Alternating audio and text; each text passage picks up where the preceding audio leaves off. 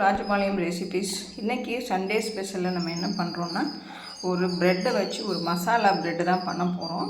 அதுக்கு தேவையானதை நம்ம எடுத்து வச்சுருக்கோம். வெங்காயம், குடமிளகாய், கேபேஜ், கேரட் வச்சுருக்கோம்.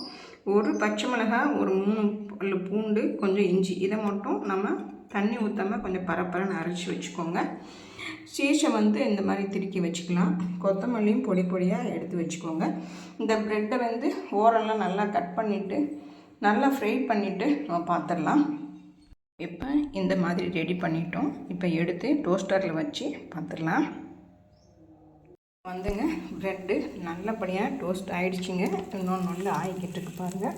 சூப்பராக இருக்கும். இதில் வச்சு நீங்கள் எடுத்துட்டிங்கன்னா காலையில் உங்களுக்கு ரொம்ப சிம்பிளாக டெய்லி இட்லி தோசைக்கு பதிலாக இந்த மாதிரி ஒரு நாளைக்கு மசாலா ப்ரெட்டும் 1 கப்பு பாலுங்க, அவ்வளோதாங்க. இது எப்படி கட் பண்ணி அந்த சீஸ் எல்லாம் எப்படி வருதுன்னு பார்க்கலாம்.